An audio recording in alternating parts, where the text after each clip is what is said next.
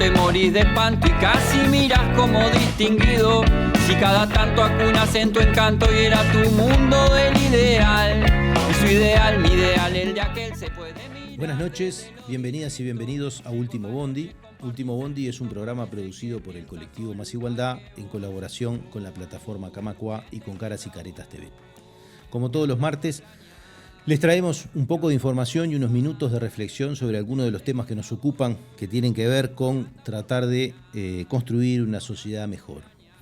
Siguiendo en la línea del ciclo que definimos como progresismos, que ya tuvimos el programa hecho sobre Chile, hoy arrimamos una realidad más que interesante con un invitado de lujo que lo voy a pasar a presentar en breve. Hoy vamos a estar hablando de Guatemala. Hoy nos está acompañando José Alfredo Calderón. José es historiador, es analista político, es profesor universitario e investigador en derechos humanos. Es también columnista en la revista Crónica. Actualmente José da el curso de Ciencia Política para estudiantes de Historia y Antropología de la Universidad de San Carlos, USAC. Con él vamos a compartir 3 bloques de información y reflexiones para enterarnos de primera mano cómo está la situación hoy en Guatemala, pero como siempre tenemos esa costumbre de ver un poco de qué estamos hablando y de rastrear un poco los antecedentes de lo que estamos buscando conocer. Le vamos a pedir, además de darle la bienvenida y las gracias a José Alfredo, que arranque y nos haga una pequeña introducción histórica sobre Guatemala para que acá en el Uruguay o otros compatriotas latinoamericanos que quieran disfrutar de este programa lo puedan hacer con otro contexto. Así que José, bienvenido, muchas gracias y la palabra es tuya. Gracias. Muy buenas noches, Uruguay. Aquí todavía estamos en el pleno de la tarde. Pues Guatemala, yo creo que la definió muy bien Manuel Galich. Este es un escritor y dramaturgo guatemalteco que fue director de la Revista de las Américas en Cuba y que escribió un libro que decía 10 años de primavera en el país de la eterna dictadura. Ese libro, ese título, resume la historia del país, con una independencia que fue totalmente elitaria. De hecho, 15 días antes de lo que se conoce oficialmente como la independencia, el 15 de septiembre de 1821, el clan Aycinena, que era parte de las élites dominantes que tenían el monopolio del comercio y prácticamente toda la actividad económica, habían hecho la independencia 3 semanas antes mediante el Plan Pacífico de Independencia. Ese es el origen, digamos, cuando se separa de España, pero mantiene exactamente la misma estructura colonial, los mismos funcionarios, de hecho, Gabino Gainza, que era el capitán general, representante de la corona, en la mañana del 15 de septiembre, fecha oficial de independencia, en la tarde era el presidente de las Provincias Unidas de Centroamérica, en lo que yo defino como el primer golpe de Estado histórico. Sin embargo, como república, Guatemala se conoce hasta el 21 de marzo de 1847. Y la tradición ha sido gobiernos inconclusos y grandes dictaduras largas. Por ejemplo, en el siglo XIX, Rafael Carrera, el dictador de los 30 años, y cuando se volvía a la democracia restringida, los gobiernos no duraban meses, si mucho 1 o 2 años, entonces se volvía a la dictadura. Luego con la reforma liberal, que digamos es el inicio del Estado moderno, que el historiador Severo Martínez Peláez definió como la constitución de la patria del criollo. Su libro precisamente se llama La patria del criollo. Y entonces, una vez que los verdaderos liberales habían sido echados de lado, pues se construye esta patria de criollos que habían mantenido la estructura política, social y económica colonial intacta. Y entonces tenemos de 1871 a 1885 una dictadura liberal, entre comillas. Luego vienen sucesivos gobiernos muy cortos, hasta que viene el dictador de los 22 años, Manuel Estrada Cabrera, de 1898 a 1920. Luego hay otro breve periodo de gobiernos y viene el dictador de los 14 años, Jorge Ubico, de 1931 a 1944, cuando se da una revolución democrático-burguesa, que es el único periodo que interrumpe todas estas dictaduras de las que vengo hablando.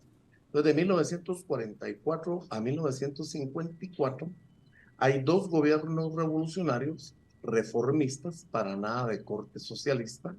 El primero de ellos es el padre de la persona que ganó en Guatemala las elecciones. O sea, Bernardo Arévalo, presidente electo, es el hijo del doctor Juan José Arévalo Bermejo, un doctor en pedagogía y filosofía, estaba exiliado en Argentina, y llega al país y arrasa históricamente, eso no tiene parangón en toda la historia, con el 86% de votos sobre una gran cantidad de candidatos. El 86%, no ha vuelto a suceder algo así. Hay mucha expectativa por eso con el actual gobierno, y se habla de la segunda primavera, porque después de esos 10 años no se volvió a tener ninguna experiencia ni siquiera similar. Luego viene Jacobo Arbenz Guzmán, al que le llamaron el soldado del pueblo, que trató de hacer un poco de mayor profundidad en las reformas, siempre bajo la visión pequeño burguesa que tuvo la revolución, una reforma agraria que incluso se ha dado en la mayoría de países capitalistas cuando uno revisa su historia, Israel, Corea del Sur, Alemania, los mismos Estados Unidos. Sin embargo, aquí los intereses de la UFCO y que era la United Fruit Company, la bananera, y los intereses de la International Railways Central America, que era la IRCA, eran los ferrocarriles. Eran intereses norteamericanos. ¿Quedó silenciado? Y pues se trajeron abajo con un golpe de Estado mediante un... ¿Sí? ¿Aló? ¿Sí? No, sigue. Alguien había... bueno. Entonces, en 1954 hay un retroceso que se conoce popularmente como contrarrevolución, una intervención mercenaria de Estados Unidos, ya con la desclasificación de los documentos de la CIA, pues quedó muy al descubierto, pues los hermanos Alan y Foster Dulles de la CIA y del Departamento de Estado norteamericano. Un hermano era el director de la CIA y el otro era el jefe del Estado, el jefe del Departamento de Estado.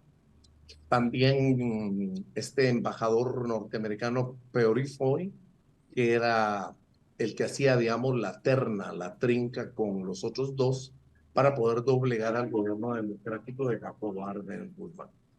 Quien con no poca inocencia renuncia, pensando que con su renuncia se iba a evitar un baño de sangre. De hecho, las armas estaban ahí para entregarlas a la población que clamaba por las armas. Él no quiso hacerlo para evitar un baño de sangre y también por su carácter reformista. Él constantemente habló de que las reformas impulsadas eran reformistas, era desarrollar un capitalismo con un rostro un poco más humano. Hay algo emblemático que pasó en Guatemala y es la venida de Mario Vargas Llosa. Él, de reconocida trayectoria conservadora de derechas, fue contratado por una universidad neoliberal para supuestamente venir a crear una narrativa. Antes había venido este historiador argentino Sabino, que fue contratado por la Universidad Francisco Marroquín, que por cierto es la universidad ideológica más relevante tal vez, porque en sus fundamentos está que básicamente el carácter de su fundación y de su desarrollo es ideológico. O sea, atacar el socialismo y el comunismo en todas sus formas y hablar de las bondades del capitalismo. Sin embargo, Mario Vargas, que empieza a hacer el borrador, cuando él presenta el borrador a las autoridades neoliberales de la Universidad Francisco Marroquín, ellos se dan cuenta de que el discurso no es el que ellos querían. Digamos, a Sabino, Carlos Sabino le mantienen un sueldo y pues él actúa en consecuencia. Sin embargo, Vargas Llosa solo le iban a pagar por el libro que se llamó Tiempos Recios. Les aconsejo que puedan darle una lectura, es un libro que se lee muy rápido. Tiempos Recios se llama, Mario Vargas Llosa, Y él dice, bueno, Jacobo Arbenz Guzmán para nada era comunista, la revolución tampoco, todas las medidas lo que conllevaban eran acciones para el desarrollo capitalista. De hecho, la contrarrevolución, salvo la reforma agraria, continuó con las medidas del gobierno revolucionario, lo que demuestra que para nada tenía un corte socialista. Pero desde 1954 vuelve la historia de la dictadura, ahora era corporativa. En 1957, que matan a Carlos Castillo Armas, la persona que abanderó la contrarrevolución y que fue electo mediante un plebiscito, llamaría risa si no fuera cierto, que se eligió a viva voz. La gente en la plaza central pasaba, decía su nombre y decía a favor de quién iba a votar. Entonces solo hubo un grupito de gente que después los encarcelaron, que tuvieron las agallas de decir que no votaban por él. Y entonces resultó que la victoria era abrumadora mediante el mecanismo que habían utilizado. Entonces, en 1957 hay un dato muy importante porque se forma el CACIF, que es la Asociación de Cámaras Empresariales, Comerciales, Industriales, Financieras y Agrícolas, que defiende los intereses corporativos de los empresarios, lo cual antes no se daba.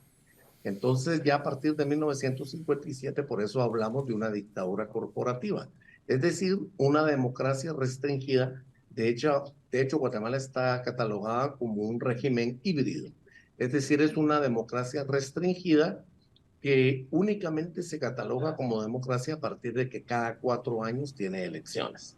Pero después de estas elecciones, pues no hay un ejercicio democrático, a eso se reduce la democracia.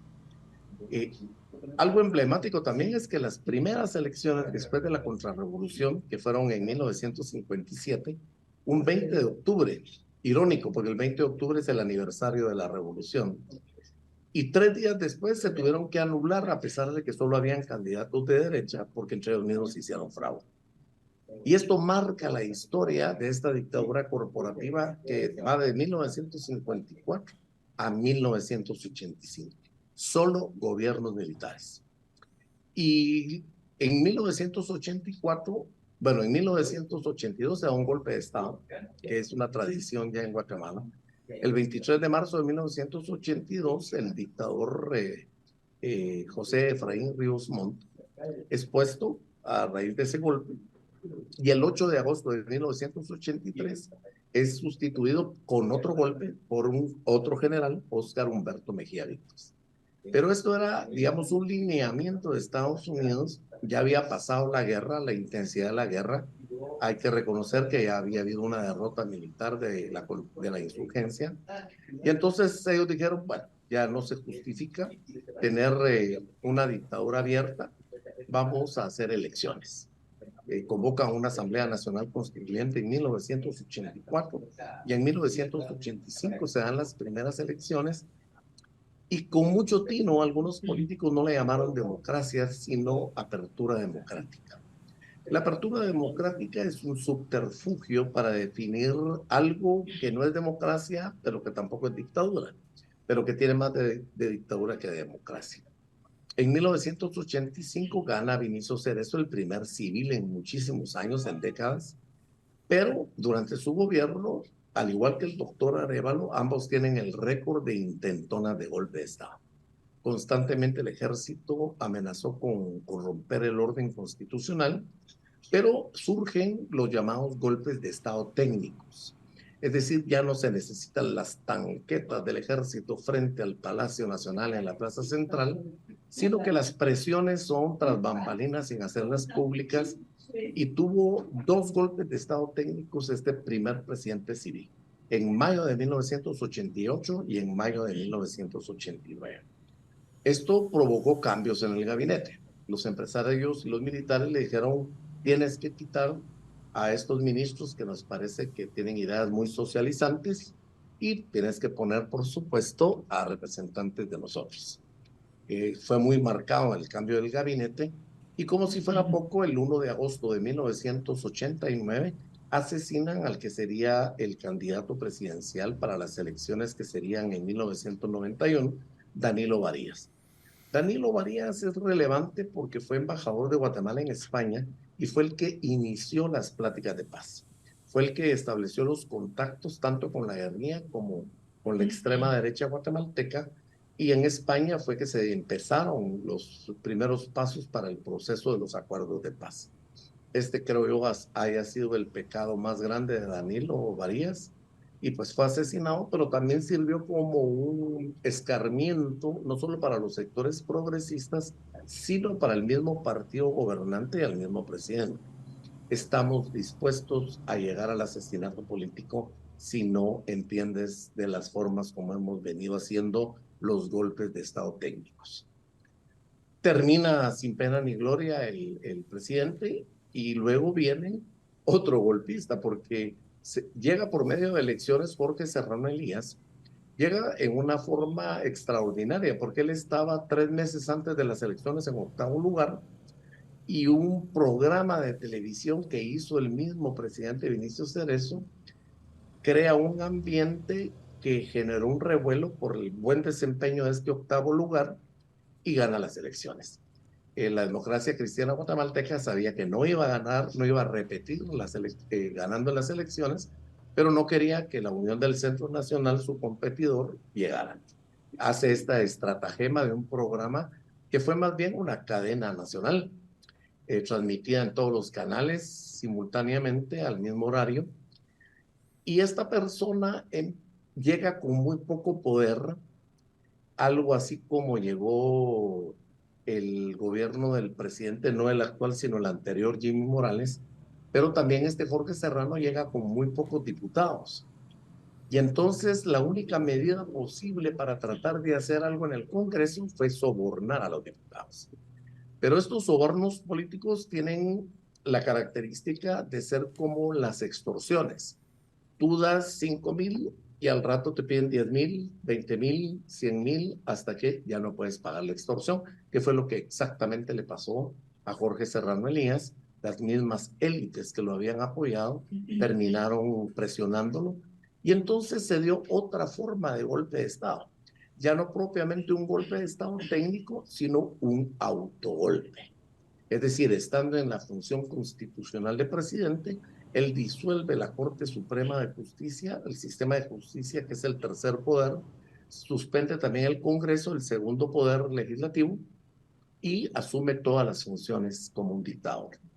Esto duró muy poco tiempo, pues fueron semanas nada más, termina refugiado en Panamá, donde reside actualmente, y luego se da un gobierno de transición, y luego viene Álvaro Arzú, que inaugura, digamos, los gobiernos neoliberales. Todo lo que había empezado la democracia cristiana guatemalteca con el gobierno del 1986 a 1991, lo fortalece y lo profundiza este presidente, que es, digamos, el líder, fue durante mucho tiempo, porque ya falleció, el líder de la extrema derecha.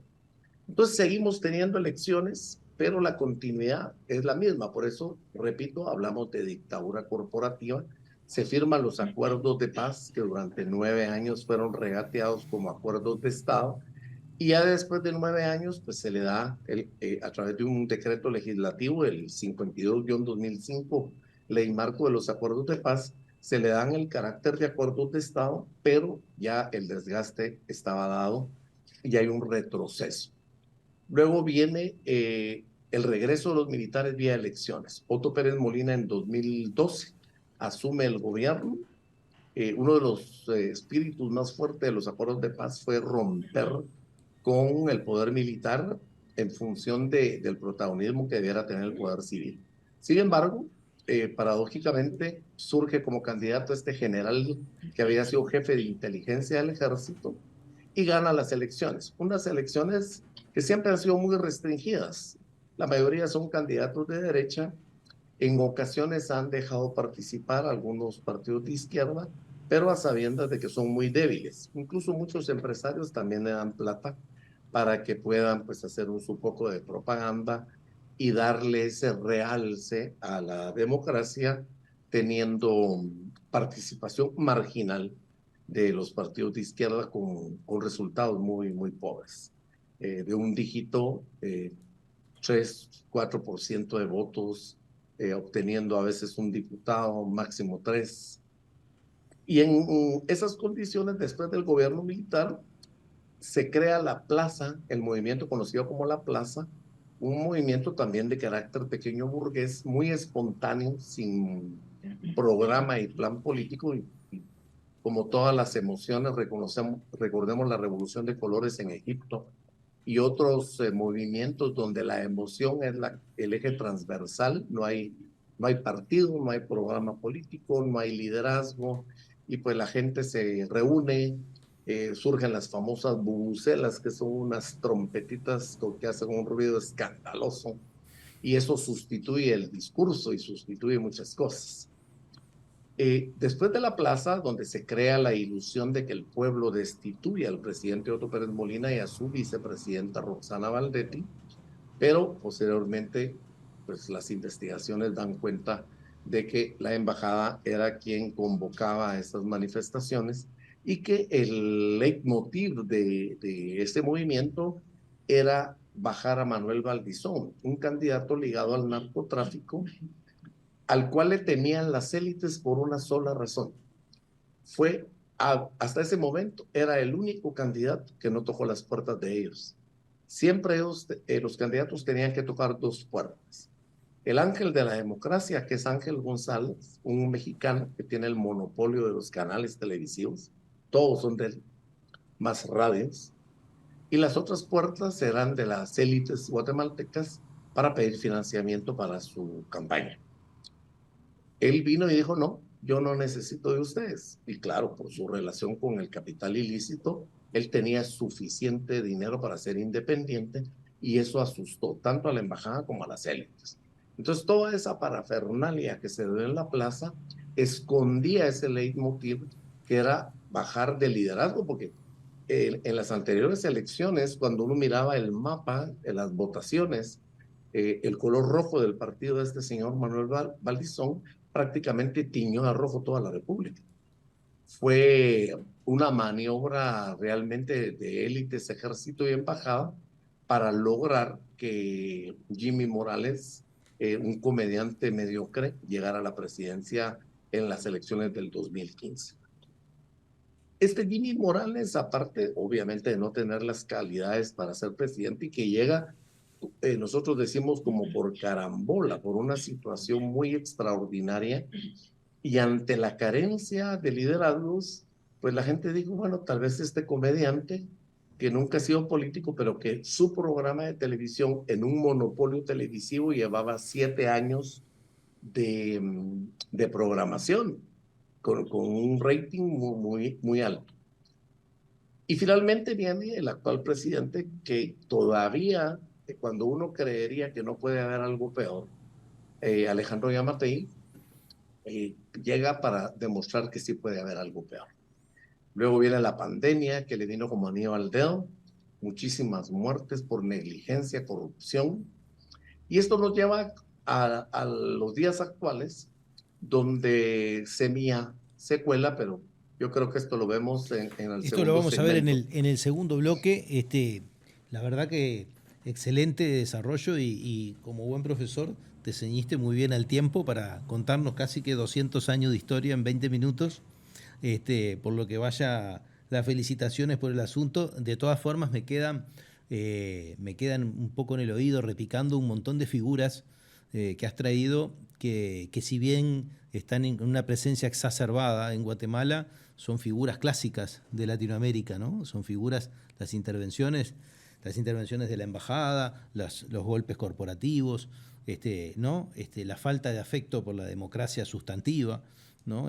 La caricatura de la democracia como una poliarquía media flaca y media oportuna en determinados momentos, el papel de los medios de comunicación, ¿verdad? Has traído un montón de cosas que las podemos encontrar en cualquiera de nuestros países.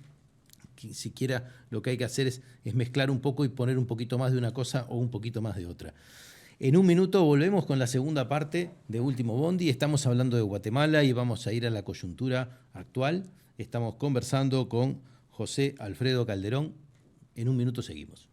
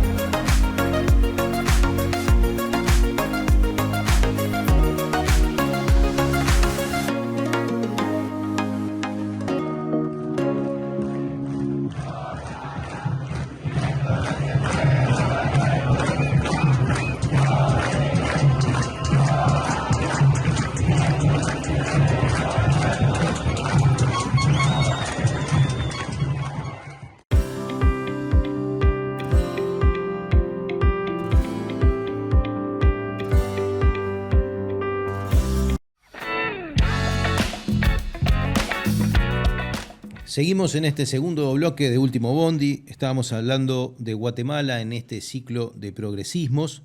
Estuvo más bien José Alfredo haciendo una rapidísima y muy nutrida recorrida por la historia de Guatemala. Además, agradecerle a José Alfredo que nos brindó la oportunidad de hacer este programa en el medio de esta coyuntura, que lo agarramos en el medio de una gira por Guatemala, donde tuvo que buscar un rinconcito donde poder atendernos, así que otro agradecimiento más. Nos toca ver un poco la coyuntura, y bueno, en eso habías redondeado en el bloque anterior, así que te dejo la palabra. Gracias. Creo que hay un elemento fundamental cuando hablas de las similitudes de los países del Cono Sur con Guatemala. Yo trabajé en el Sistema de Naciones Unidas y eso me permitió llegar 2 veces a Naciones Unidas y hablar con militares sudamericanos. Y dicho por militares argentinos y chilenos, lo que pasó en tu país ni por asomo pasó en otro lado. O sea, tal vez solo Ruanda y algunos otros países, 200,000 muertos, 45,000 desaparecidos, una guerra brutal. Y yo creo que es fundamental hablar de esto porque el miedo que quedó instalado, muchos jóvenes no conocieron la guerra, son ajenos a los acuerdos de paz también, no los entienden en primer lugar, pero quedó instalado en el imaginario social, uno, el desprecio por la política. O sea, ser político es igual a ser un bribón, un pícaro, y esto pues facilita el trabajo de quienes por décadas se mantienen en las dirigencias políticas de los partidos y en el funcionariado público. Esto es importante porque desmovilizaron a la gente. Y ya para hablar de la coyuntura actual, es importante reconocerlo, porque después de la plaza del 2015 surge otra en el 2017, esta del 2017 más autónoma que la del 2015, y por eso acaba rápido, porque la embajada en primer lugar no la apoya y porque las élites se asustan, porque esta plaza del 2017, menos publicitada, pero que llevó más gente a las calles, ya hablaba de cambios estructurales, ya hablaba de identificar a las élites como causantes de la crisis, y eso los asustó. Hicieron valer todos los mecanismos de los aparatos ideológicos del Estado, y pues la plaza desaparece. Luego viene la expulsión de la CICIG, la Comisión Internacional contra la Impunidad, con el comisionado colombiano Iván Velázquez, y en ese marco se desinstala el movimiento social. Va quedando más bien un grupo de dirigentes de la sociedad civil, que es lo que hace las veces de un movimiento social. Ya incluso cuando la gente dice retrocedimos a los 70s, yo les digo no, en los 70s había un movimiento guerrillero muy fuerte y un movimiento social de masas muy fuerte, muy amplio. Hoy ya no existe nada de eso. Hoy hay prácticamente una precariedad política y social, hay falta de claridad política, hay falta de liderazgos, las personas confunden el liderazgo con algunas dirigencias y entonces no hay quien convoque. Y precisamente esta es una de las falencias, porque mucha gente pensó que el presidente electo iba a convocar y defender en las calles lo que se ganó en las urnas. Sin embargo, no se dio. Pero voy a ir desmenuzando algunos elementos metodológicos para entender esta crisis. Pero una consulta. Cuando te referís a que el presidente no convocó, te referís a este momento actual. Exacto, a Bernardo Arevalo. Como ganador de las elecciones. Exacto, pero no solo como ganador, porque él, te digo, mes y medio antes de las elecciones no era el líder del partido Semilla Real. El líder era un muchacho que acaba de cumplir 30 años, por eso no puede ser candidato ni en las próximas, porque 40 años es la edad mínima. Él era la figura de Semilla, era un muchacho muy inteligente, más o menos bien formado, y Bernardo estaba ahí, el actual presidente electo, pero no con esa aureola que ahora sí atiende. Entonces muchos pensamos que él iba a retomar y decir, bueno, yo convoco para que defendamos el triunfo juntos. Porque como se ha repetido, y creo que la narrativa es correcta, esto ya no es de un partido político. Esto ya es una lucha por la democracia, por la verdadera democracia, que es un problema nacional. Sin embargo, no se dio. Se dio en la retórica de una entrevista, en los medios, pero no se trasladó a la práctica, con los resultados de que ahora cuesta mucho que la gente pueda asistir a las convocatorias, y la protesta social es mínima con relación al tamaño de la dimensión del problema que estamos atravesando, sobre todo cuando se descubre por parte de la OEA y de otros organismos internacionales y Estados Unidos el plan para matar al presidente electo. Esto en cualquier país hubiera causado un escándalo total. Sin embargo, una serie de distractores hicieron que se empezara a hablar de otras cosas y no propiamente por este plan que el mismo Estado reconoce, que sí, que efectivamente los aparatos de seguridad del Estado confirmaron ese plan que le llamaron el Plan Colosio, en alusión al asesinato del político mexicano Colosio, del PRI. Y entonces lo que debiera ser un escándalo no pasó más. Simplemente, a pesar de que el nivel internacional en el que se ventila esto y el mismo reconocimiento del presidente actual de la República, decirlo, sí, efectivamente hay un plan y lo reconocemos, y nuestras fuerzas de seguridad también tuvieron conocimiento.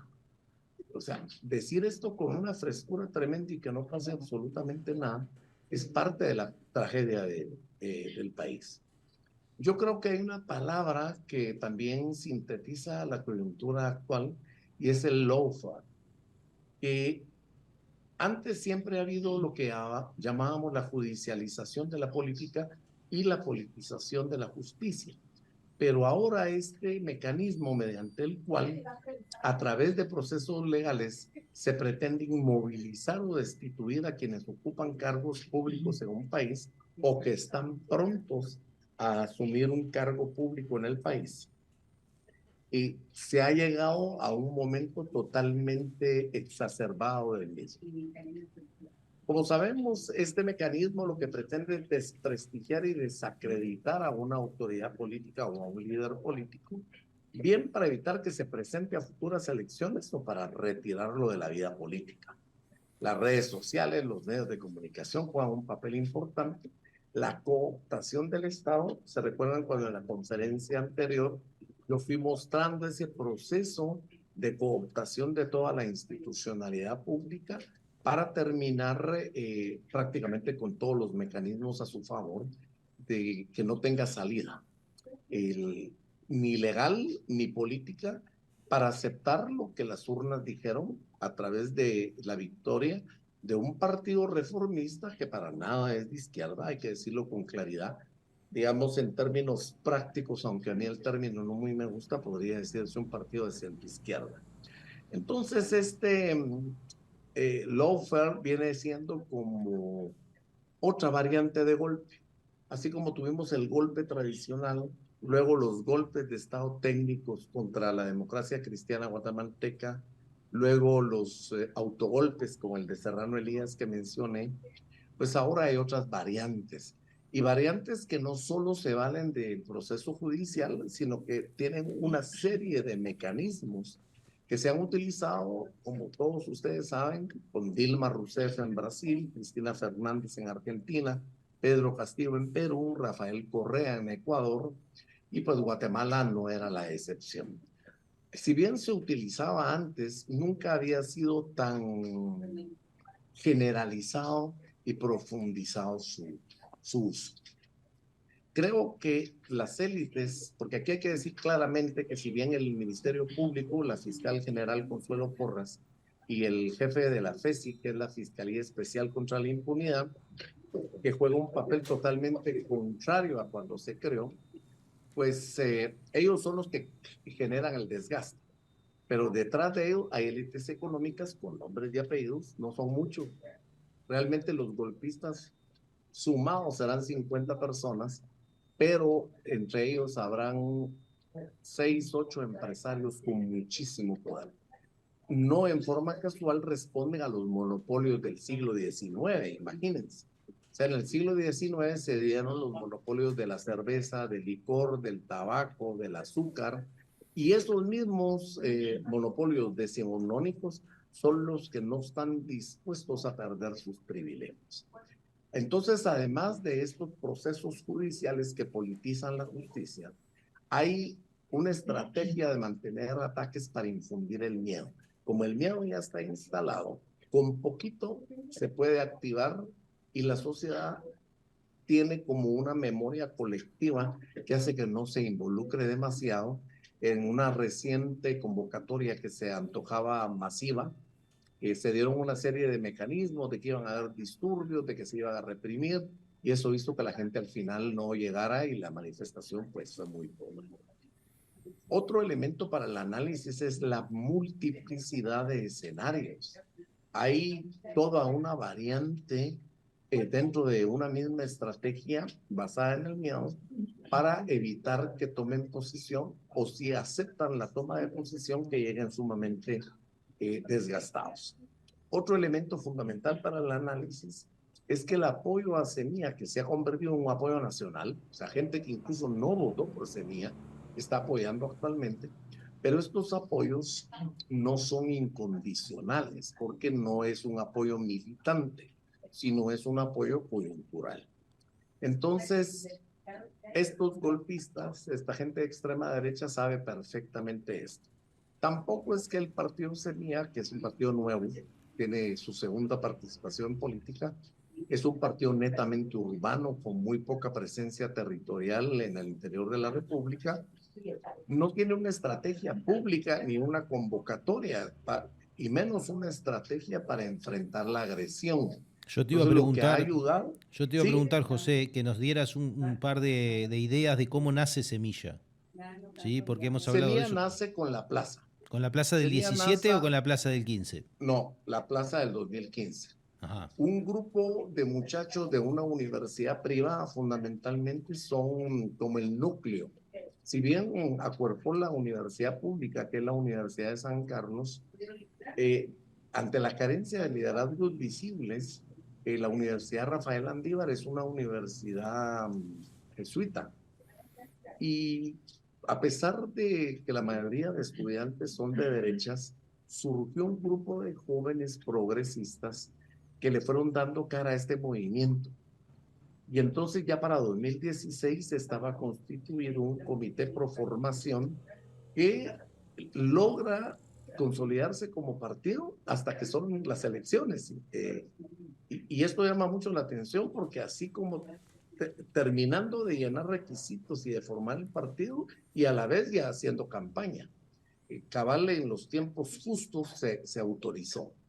Semilla mucho joven, mucho elemento urbano, blanco, digamos, desde la perspectiva de pueblos indígenas ha sido como una crítica, la poca presencia de pueblos indígenas en el partido y en sus cuadros, ya no digamos. Entonces siempre fue visto como un partido urbano, blanco o mestizo, clase mediero, con una participación del estudiantado universitario que fue clave. Sin los estudiantes universitarios, hay que decirlo, Semilla no gana. Así. Esa es la forma como meteóricamente llega justo al número de firmas que se necesitaban, llega justo en el tiempo límite para la autorización del partido, y a la vez haciendo campaña de una vez, o sea, con una improvisación, pero que le permitió 7 diputados, todos urbanos, todos de la capital. O sea, en el interior no tuvo alcaldías, no tuvo diputaciones. Entonces esto marca una caracterización, como ya les indiqué, clase mediana, mestiza y muy urbana. Esto hace también que el apoyo no sea masivo, no sea universal. Ha recibido críticas, digamos, de la llamada izquierda histórica. El Movimiento para la Liberación de los Pueblos, que es el partido, el único partido realmente de izquierda que quedó, no los apoyó en la segunda vuelta. Hay críticas muy sensibles hacia ellos. Y lo que quedó de la Unidad Nacional Revolucionaria Guatemalteca, que es el partido de la guerrilla desmovilizada, pues sí los apoyó, pero no en forma partidaria, sino que el partido dejó en libertad a sus cuadros de apoyar, y entonces algunos cuadros en lo personal empezaron a apoyar en esta segunda vuelta a Semilla. Como repito, hay mucho apoyo coyuntural, gente que votó hasta la segunda vuelta por Semilla, yo incluido, y gente que ni siquiera votó en la segunda vuelta, pero se dio cuenta, bueno, o seguimos con lo mismo, o por lo menos le damos el chance a estos que demuestren que puede haber un cambio en Guatemala. Además, la izquierda histórica está muy fraccionada y muy debilitada. Y los moderados, que son los que más apoyan a Semilla, pues los moderados siempre han tenido un ADN entre socialdemócrata y social cristiano, que es un poco tibio, ¿eh? No me mojo mucho los pantalones, tengo miedo que me identifiquen con la izquierda, pero tampoco quiero que me identifiquen con una derecha que tiene muy mala historia y muy malos antecedentes en el país. Entonces, los escenarios que se presentan en este momento histórico creo que apuntan a una misma cuestión, pero tienen una variedad que crea confusión. Por un lado, la presión de las élites. ¿Sí?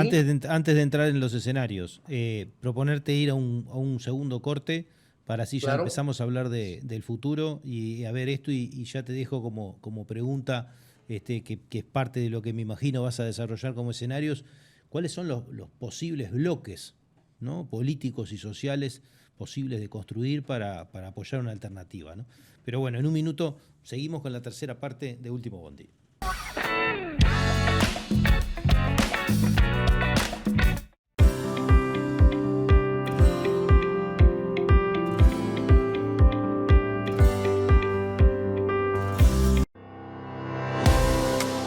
Nos une la defensa del trabajo y el derecho al descanso, apostando a crecer juntos y juntas. Nos une la memoria y una historia de lucha que llevamos con orgullo. Nos une jugar y divertirnos sintiéndonos iguales, caminando, sin dejar atrás a nadie. Nos une la democratización de la palabra. Nos une lo que nos emociona y moviliza. Nos une compartir y soñar el futuro. Con AEBU tenés derechos. AEBU, un sindicato, una comunidad.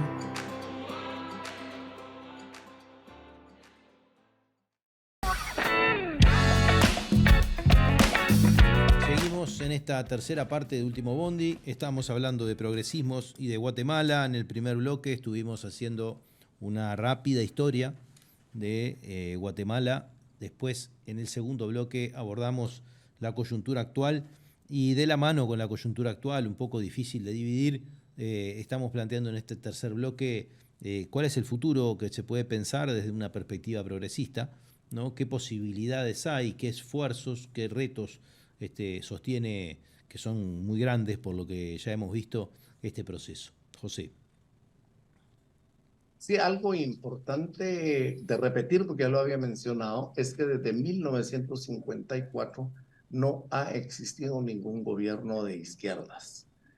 Incluso gobiernos progresistas, yo creo que sería muy aventurado decir que han existido. Han habido dos gobiernos, un social cristiano de Vinicio Cerezo y otro de Álvaro Colón, socialdemócrata, digamos, en términos generales, pero que no podemos decir que se inscriben dentro del progresismo. De hecho, el gobierno de Álvaro Colón tuvo una corrupción enorme. La esposa de él, Sandra Torres, la persona que perdió las elecciones por tercera vez consecutiva en la historia. Sandra Torres, pues, se ha creado una fama de izquierdas que nunca tuvo. Realmente es una empresaria y pues la coyuntura de que la une un partido autocalificado como socialdemócrata, con ella, pues es lo que hace que ella tenga una imagen un poco más a la izquierda de lo que en realidad es, porque es una persona concretamente de derechas.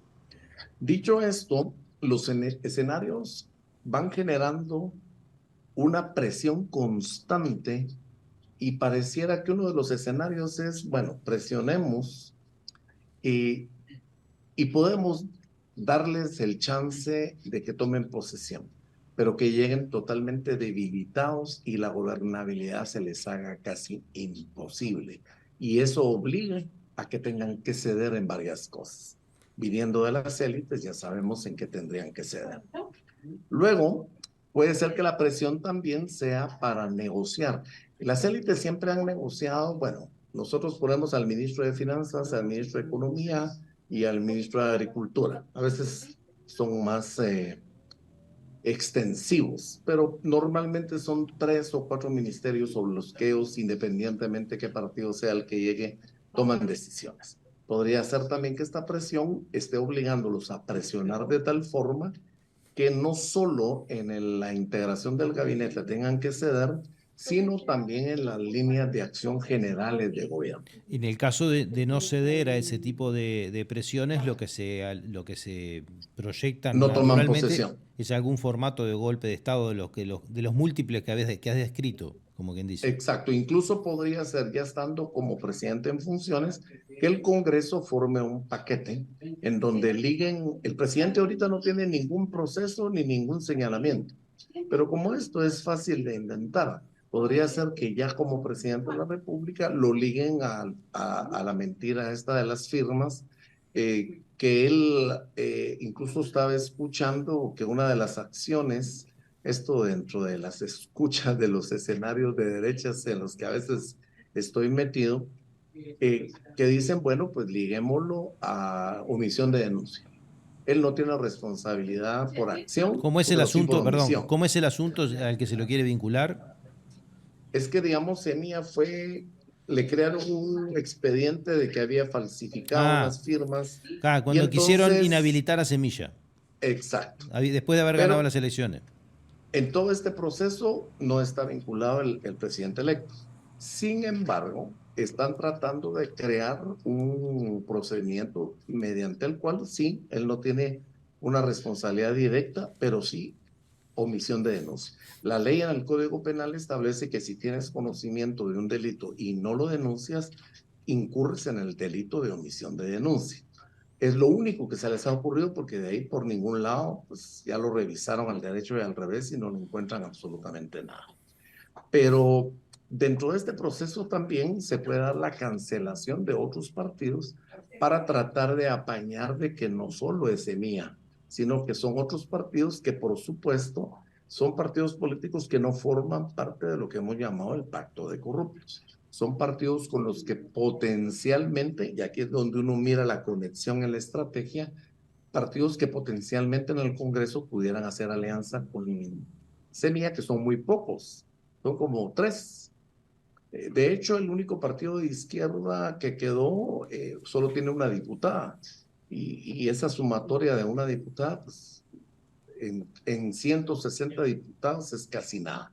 Y los otros partidos que son de derecha, pero no de una derecha gorilesca, llamémosle, también están ahorita con procesos de cancelación que matarían 2 pájaros de un tiro, porque no solo van a concentrar poder en el Congreso, van a derechizar aún más de lo que ya está el Congreso, sino que le imposibilitan a Semilla esas potenciales alianzas para que ellos se queden con 23 diputados de 160, que no es mucho, que son la tercera fuerza en el Congreso.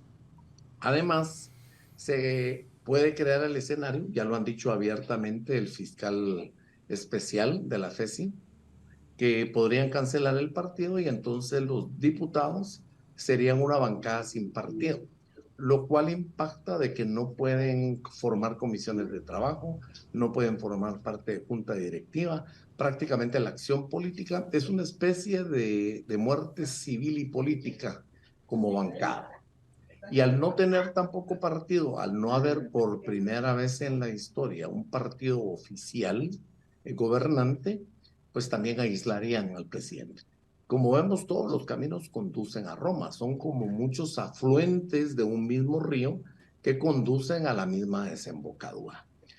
Ahorita yo creo que también están apostando a que este desgaste alcance para sembrar la duda. Esa gotita de, bueno, y si realmente tienen algunas cosas que no hicieron bien.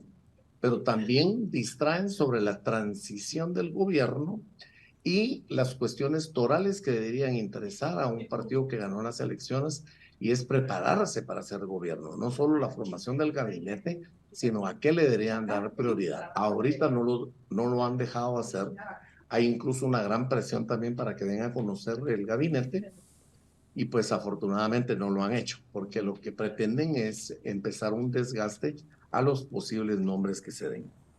Entonces, este desgaste constante no descarta ninguna de las otras opciones, porque el plan mayor, el plan inicial siempre fue que no asuman gobierno, cancelar el partido y que ni siquiera sin partido asuman estos ganadores de las elecciones. Entonces, otra cosa que es importante es que mucha gente piensa que es el Ministerio Público, la fiscal general, la que únicamente está haciendo todo esto. Ella no tendría el poder de hacer esto, ni su fiscal especial, Rafael Cucuchiche, si no tuviera el apoyo de las élites que menciono. Yo le llamo la mano que mece la cuna, el G8. Son las 8 corporaciones más grandes y monopólicas del país. Entonces el CACIF puede establecer un comunicado políticamente correcto de que están a favor de la democracia, a favor de respetar el voto democrático obtenido en las urnas, pero que en la práctica eso no suceda de esa forma. También las élites podrían presionar para que, como tradicionalmente se ha hecho, tengan una cuota de poder, no solo en los ministerios, sino una cuota de poder también en las acciones generales. Que el gobierno entrante se inhiba, por ejemplo, de una ley de competencia que ya está en el Congreso, a la que le tienen miedo porque casi todos son monopolios aquí en Guatemala. Casi todas las actividades económicas fundamentales y más importantes son monopólicas, de carácter monopólico. También con esa presión logran acotar las líneas de acción del nuevo gobierno, y fundamentalmente para mantener privilegios y no hacer olas, como le llamo yo. Sí, digamos, algo importante es entender que los operadores políticos, por muy alto rango que tengan, responden a las élites. Sin ese respaldo político y económico de las élites, no se atreverían a tanto. O sea, y no existe ningunos grupos. O sea, ¿qué contradicciones internas puede haber que puedan favorecer de una manera u otra la composición de un bloque de cambio? ¿Existen actores sociales, industriales, empresariales, campesinos, indígenas que puedan de una manera u otra aliarse a un proceso de cambio? Están muy debilitados. Tanto pueblos indígenas, que tal vez son los que más acción han hecho de apoyo, y el sector de mujeres también, pueda esos sectores ayudar, pero ya no con las movilizaciones ni los apoyos de antaño, históricamente. Son apoyos coyunturales, pero no son apoyos orgánicos, como quien dice. Exacto. Ni un apoyo militante, porque digamos, obtuvo 650,000 votos, pero tiene solo 26,000 afiliados. Entonces no hay una correlación, y actualmente no se ha podido llevar a más de 3,000 personas a la plaza, cuando en 2015 y 2017 hablamos hasta de 150,000 personas. Entonces estamos muy, pero muy lejos de esta situación. Entonces yo creo que parte de lo delicado de la situación es esta. Estos apoyos son mínimos y coyunturales, y creo que las élites son las que tienen la sartén por el mango. No es de negociar con estos operadores. Hasta el mismo presidente de la República deviene en un operador de alto nivel, pero siempre operador. Y mientras este grupito que está concentrado en el G8, y que es el que dice al final qué es lo que se tiene que hacer, el CACIF, la Asociación de Cámaras, solo representa, digamos, la parte administrativa y política del empresariado, pero realmente las decisiones las toman a un nivel mínimo de empresarios. Yo creo que sigue siendo el plan inicial, el plan principal, de desinstalar todo, votar el proceso. Esto es idealmente lo que ellos quisieran. Bueno, efectivamente sí, estuvo el proceso lleno de vicios y por lo tanto es mejor repetir las elecciones. Ese sigue siendo el plan A en todo momento. Y luego hay una serie de planes secundarios que pasan por no dejarlos tomar posesión, por dejarlos tomar posesión, pero sin partido, porque se cancela, y cancelan otros partidos que pudieran ser potenciales aliados, o en el camino pueden surgir otras variantes también, la criminalización mediante procesos de varios dirigentes. Ahorita mandaron a pedir direcciones, nombres, todos los datos de personas que sirvieron en las juntas electorales, y pues en una clara amenaza, la gente está asustada, y lo peor es que no tenemos, digamos, una claridad de lo que va a pasar. Yo creo que se sigue dando un pulso. El factor más importante, y lo dejé de último, porque es el más importante, es Estados Unidos. Ya ni siquiera es la embajada, sino que ahora directamente el Departamento de Estado, Anthony Blinken se ha metido directamente, no solo a través de sus tweets, sino declaraciones formales del Departamento de Estado que hablan con más rigor que lo que la diplomacia nos tiene acostumbrados. Creo la amenaza de sanciones económicas que todo el mundo espera, pero que no llegan, es lo único que podría voltear la balanza. Lamentable decirlo porque es un factor totalmente externo, y qué irónico que históricamente el agresor, el invasor, el gran causante de que muchos de nuestros pueblos estén como estén, sea ahora el que tiene la balanza. Porque a ellos tampoco les conviene la desestabilización en su patio trasero. Pero eso es porque existe una contradicción, como quien dice, entre el poder económico mundial instalado, representado a partir de Estados Unidos, y la oligarquía local, o porque se han quedado sin una interlocución coyuntural. Yo creo que el problema ha sido de la interlocución. Hay una herramienta que están utilizando las élites y es las migraciones. Entonces Guatemala ha cumplido con el papel que le asignaron de ser la frontera principal. Ya no es México, sino es Guatemala, y poniendo alto en esa migración porque ha bajado ostensiblemente las caravanas de migrantes. Y entonces a cambio Estados Unidos dice, bueno, has cumplido con tu parte. Pero dentro de eso tampoco les conviene mantener un gobierno que está a esto de Daniel Ortega en Nicaragua, y lo que ellos definen como peligroso para su política exterior. Creo que Estados Unidos quiere que los cambios que se han dado en El Salvador, Honduras, en Costa Rica, que siempre ha mantenido todavía la tradición con algunos cambios, y Guatemala representa ya como un lunar, como lo es Paraguay en Sudamérica, por ejemplo. Y yo creo que también estas acciones primitivas de las élites y de estos gobiernos terminan siendo peligrosos para la agenda de Estados Unidos. La corrupción ya llegó a niveles en donde de veras los índices ya de deserción escolar, de falta de atención médica y de muchísimas otras cosas llegaron a un punto que ya hicieron crisis. Vos decís que el síntoma, o sea, la destrucción social es tan grande que es un foco complejo de administrar para quien está afuera y quien pretende tener un cierto relacionamiento conveniente. No hay con quién hablar en un lugar donde todo es un caos. Aparte, te pongo un ejemplo, ahorita que yo he ido a las giras, está totalmente colapsado el sistema de carreteras, lo cual impacta económicamente también, porque hay una contradicción. La mayoría de empresarios están a favor de la democracia y de aceptar el triunfo de este partido Semilla y doblar la página. Pero es este grupito. Pero esa mayoría de empresarios, que decís no tienen ningún tipo de expresión política. No, y te lo pongo de ejemplo, hay un libro. No existe un partido liberal, por decirlo de alguna manera, como existen en otros lugares de América Latina, que represente dignamente, por decirlo de alguna manera, el interés empresarial. No. Antes había, pero nunca crecieron, y el sistema de partidos políticos colapsó en 2007. Con la desaparición de la democracia cristiana guatemalteca, desapareció el último partido político a la luz de la definición de Maurice Duverger. instituciones de derecho público intermediarias entre el Estado y la sociedad. Lo que hay ahora son plataformas electoreras que nacen, medio crecen y se mueren rápidamente. No hay un claro partido que represente a los empresarios. Hubo intentos, pero no hay lo más cercano a un partido liberal o que haga sus veces.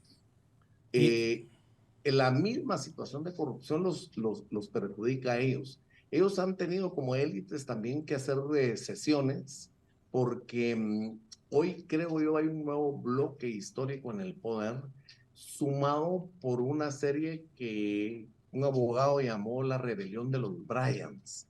Es decir, toda esta gente desclasada que ingresó a la política y que no necesariamente tiene relación con el narco, aunque la llega a tener ya estando en el poder. Y entonces este es un bloque no considerado antes, despreciado incluso, que ahora asumió un propio poder y que ya negocia de tú a tú con las élites. Las élites tuvieron primero que convivir con el narco y ahora con este grupo que si no hubiera sido por la política, pues nunca hubieran tenido ninguna relevancia en el país. Y vos decís que en ese escenario Arévalo podría ser un candidato interlocutor del país, por decirlo de alguna manera, visto de afuera. Exacto, por eso están apostando Estados Unidos a ellos. Es mejor tener un aliado al cual yo apoyo antes de que tome posesión, para que cuando tome posesión sea ese interlocutor que Guatemala perdió. Ya no ninguno, desde Otto Pérez, que fue defenestrado por los mismos Estados Unidos, mucho menos Jimmy Morales y Alejandro Yamatei, son esos interlocutores válidos. Bernardo Arévalo sí lo es. Es un hombre reformista, estuvo viviendo muchos años en Israel. El perfil es la persona adecuada para ser ese interlocutor.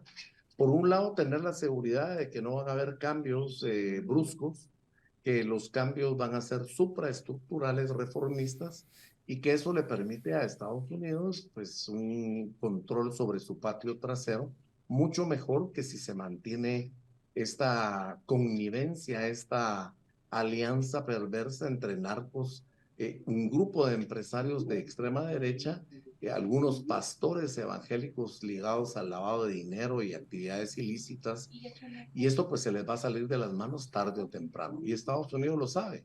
Y entonces apuesta a un gobierno reformista que pueda tener controlado desde antes que tome posesión. Y lamentablemente, como dije, esa es la única apuesta. Si Estados Unidos no sube el tono mediante sanciones económicas, cualquier cosa puede pasar. Todos los escenarios que planteé pueden darse juntos, por separados, un poco más tarde, un poco más temprano. Pero tarde o temprano se van a dar. ¿Y hay algún tipo de iniciativa de parte de Semilla y de parte de Arévalo de convocar a estos otros grupos que podrían estar constituyendo la ciudadanía como actores, a los empresarios? Públicamente no, que era lo que me refería. No hay una estrategia pública que se conozca. Incluso la gente ya lo está viendo como una debilidad. Pero yo tengo información de que sí están teniendo un diálogo intenso con interlocutores que van desde empresarios, pueblos indígenas, todo tipo de operadores y grupos. Pero no es público, entonces no hay como una certeza. No puedes apoyar lo que no conoces públicamente. Bueno, sí me parece bien o mal aparte, esa como bien vos decías, estamos en todo esta construcción del lawfare y de estas nuevas formas tácticas, ¿no? de deteriorar la democracia, de anular la democracia. El papel de los medios de comunicación es absolutamente sustantivo, ¿no? Es decir, por más que vos te constituyas con ese propósito, incluso públicamente desde tu perspectiva, si no se hace público, porque pasa a ser noticia y asunto de debate, en la escena pública es como si no lo hicieras, ¿no? Si es muy difícil de poder constituirse si estás en un lugar donde el bloqueo absoluto de los medios de comunicación no te favorece, ¿verdad? Incluso yo decía en uno de mis últimos artículos que sin la protesta de CAI no hay forma internamente de generar nada sólido. Y dependemos lastimosamente, como decía, del factor externo. ¿Qué pueda pasar? Realmente puede pasar cualquier cosa. Es demasiado largo. Por primera vez se da ese periodo tan largo. Nunca había habido un periodo de transición tan largo. Estamos hablando de 5 meses inicialmente y ahorita faltan 4. Esto en política es una enormidad, mucho. Entonces, este es otro elemento importante. El 31 de octubre, esta relativa paz que tenemos ahorita, es porque el 31 de octubre es la fecha oficial en que termina el proceso electoral. Después del 31 de octubre seguramente se va a arreciar el ataque a Semilla por parte del Ministerio Público. Seguro. Esto puede incluir criminalización de sus dirigentes. De hecho, ya se habían librado órdenes de captura contra dirigentes. Parece que se iba a ampliar también, no solo a los fundadores del partido, que era inicialmente el ataque, sino también a juntas electorales, ciudadanos no partidistas que participaron voluntariamente en las mesas electorales en el conteo de votos. Entonces yo creo que hasta el 31 de octubre relativamente se va a mantener como hasta ahorita. Ya a partir del 1 de noviembre es otra lucha la que se inicia y va a arreciar. De eso sí estoy seguro, a menos que somate la mesa el imperio y hable de sanciones económicas. Por poner un ejemplo, si Estados Unidos amanece un día y le dice, hoy cerramos la cuota de azúcar que entra a Estados Unidos de Guatemala. Eso sería un golpe brutal que no pueden soportar. Pero cada vez se mira más lejano. Estados Unidos, si bien ha abandonado el lenguaje diplomático y cada vez es más fuerte, no abandona esa línea ya de pasar a una ley Magnitsky, por ejemplo, y no solo a una lista Engel. La lista Engel lo que hace es pues, darte color, tipificarte como un corrupto, pero la ley Magnitsky ya apunta a la confiscación de bienes, a la imposibilidad de negocios, casi a la muerte civil de estas personas. Pero mientras Estados Unidos no va a ese paso, veo las cosas pero muy complicadas. Repito, hasta el 31 de octubre, que oficialmente termina el proceso electoral y se da ya por finalizado todo este proceso, pues no habrán cambios sustantivos drásticos. Pero a partir del 1 de noviembre sí los habrá. Indudablemente, estoy seguro.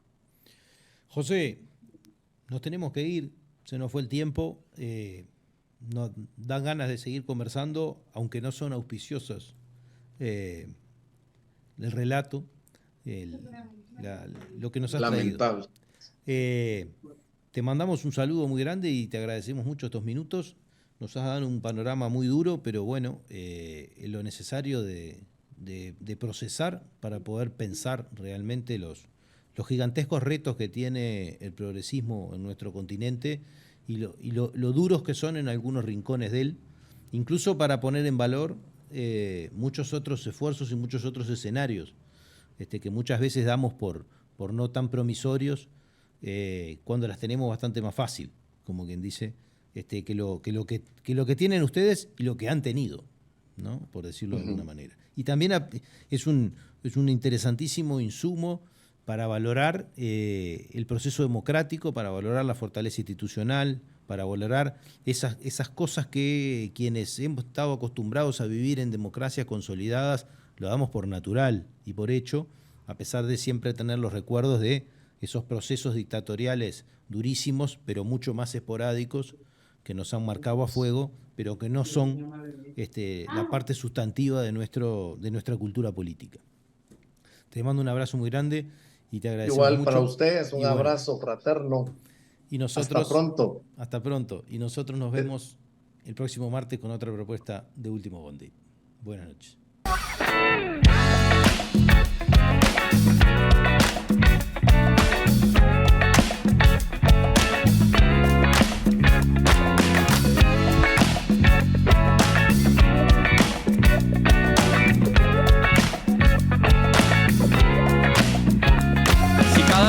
Te morís de espanto y casi miras como distinguido.